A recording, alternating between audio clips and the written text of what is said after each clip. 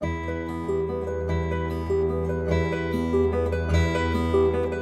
a terceira lectura vai un home que tiña por nome Roque e que amaba moitos cans, como por outro lado é natural.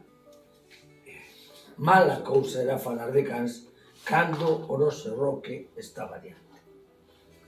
Ter can reduce a tensión e depresión e o risco de padecer enfermedades cardiovasculares.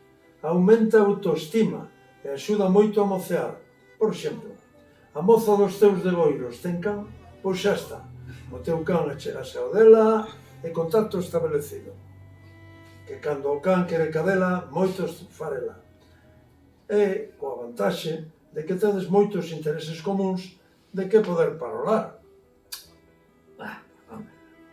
Pero na cidade un can é un estorbo.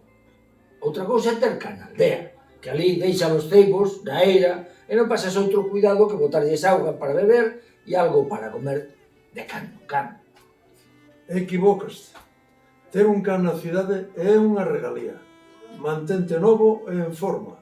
O teu can necesita xogar e pasear a miúdo. O que fará que non teñas outra que manterte en forma para andar canda el, para correr tras el. E todo iso moito máis barato que un gimnasio. Pero bueno, coa fame que hai no mundo, non sei como sodes quen de gastar os cartos nun animal en troques de mercar alimentos para os nenos famentos de África. Bueno, para os nenos famentos de África ou para os do Calvario, que tampouco pilla tan longe. Home, non sei ti, pero eu estou de voluntario nun banco de alimentos. Porque quererlles aos animais non che fai quererlles menos aos seres humanos, aínda que os máis dos humanos o merezcan moito menos que os animais. Isto o debería decir Margarita, pois onde estea un gato, que se quiten todos os cans. Non hei de levarlle a contra, que por iso se vende a vaca, porque a un gustalle o entrecosto e a outro o solombo.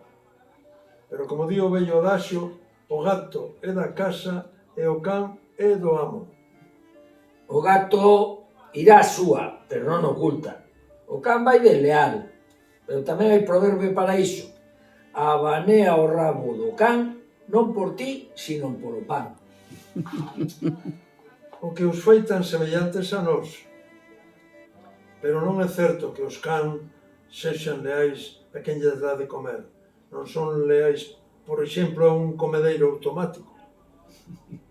Só aos que atenden as súas necesidades de todo tipo, incluída a necesidade de afecto, que teñen máis desenvolvida que as propias persoas.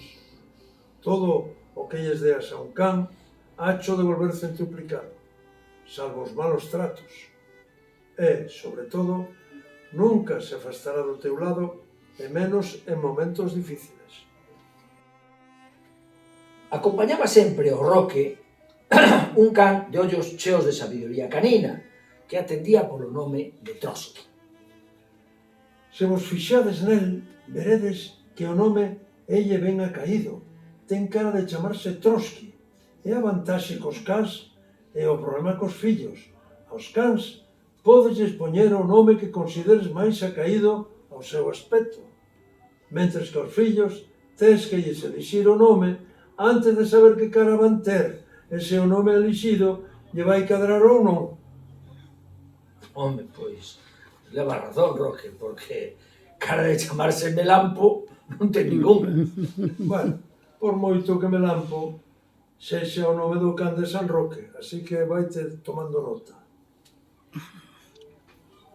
Pensades un pouco, resulta sorprendente a cantidade de cans que levaban o nome de Trotsky sin que os seus donos souberan que persona levaba o tamén.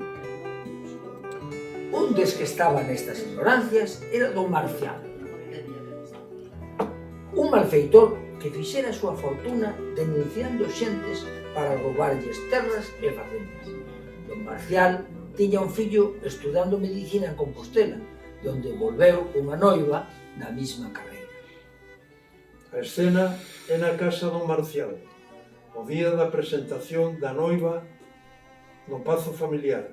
Pazo roubado, por suposto. Do Marcial. Que curioso é que chame Trotsky o cadelo que máis estima ten. E logo, rapariza, que ten de raro o nome de Trotsky? Nada, do Marcial é que se chama como un dos líderes da Revolución Rusa. Do Marcial non deu nin chío, foi ata o armario onde tiña as armas. Colleu unha escopeta de caza, abriuna, púselle 2 cartuchos, foi onde o can e sen máis meteulle un tiro na cabeza. Na miña casa non hai sitio para comunistas, dixo con toda a explicación.